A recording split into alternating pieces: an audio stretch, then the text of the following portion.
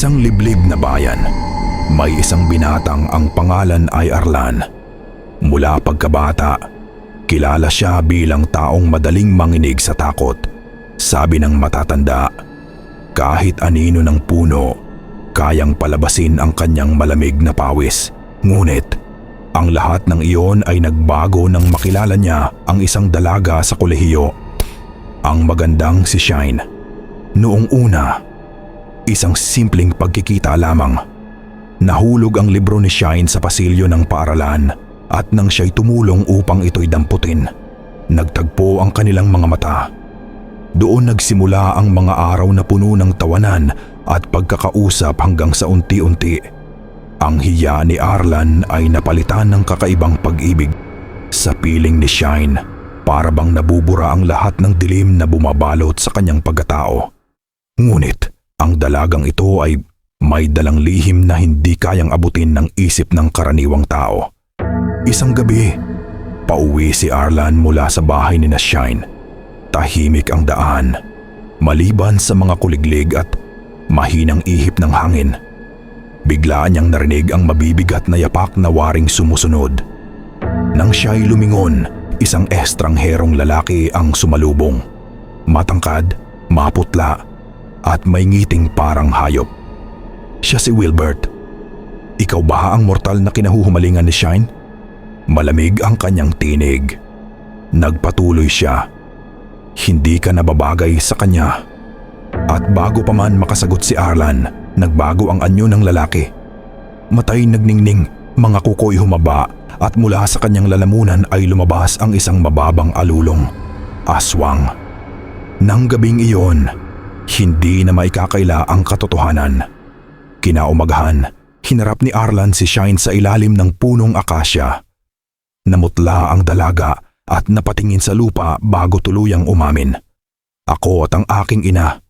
Kami ay aswang, mahinang wika ni Shine. Ngunit hindi kami pumapatay ng tao. Hindi kami tulad ng iba. Nanatiling tahimik si Arlan, ang kanyang dibdib ay tila binabayo ng daang kabog ng puso. Ngunit sa dulo, iisa lamang ang kanyang nasabi, "Mahal kita." Ngunit hindi iyon ang huling gabi ng kanilang kapayapaan. Nagalit ang tribo ng mga aswang sa pamumuno ni Wilbert, anak ng pinuno. Sumalakay sila upang tapusin ang kanilang itinuturing na kahihiyan. Sa gitna ng makapal na gubat, sa ilalim ng buwan na tila dugo ang kulay, naglakad si Arlan na may tangang itak na pinahiran ng asin at bawang. Ang hangin ay malamig at mula sa mga puno, mga mata ang kumikislap, pulang liwanag ng gutom at galit. Mabilis ang unang pagsalakay.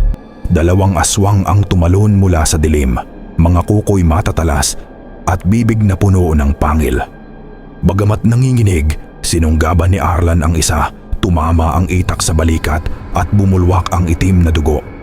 Ang isa pa ay pinugutan niya ng ulo habang ang mga anino ng iba ay humahalik sa hangin. Sa gitna ng clearing, hinarap niya si Wilbert. "Hindi mo siya maipaglalaban, tao, wika ng aswang." Ngunit mariin ang sagot ni Arlan. "Para sa kanya, kahit anong dilim, lalaban ako." Sumiklab ang isang laban na parabang ang buong kagubatan ay nakikiiyak. Nagpalitan ng hampas, ng sugat at sigaw. Sa huli, nasaksak ni Arlan si Wilbert ng itak na may asin at bawang. Umalingaw-ngaw ang isang nakabibinging sigaw habang ang katawan ng aswang ay nagliyab at nagbago sa alikabok. Pagsikat ng araw, nakatayo si Arlan at Shine sa tuktok ng burol. Sa paligid tahimik ang kagubatan, ngunit ang hangin ay may dalang bigat. Parang paalala na ang dilim ay hindi lubos na naglaho. Totoo pa rin ang pag-ibig natin. Bulong ni Shine habang ang liwanag ng umaga ay humahaplos sa kanilang mga mukha.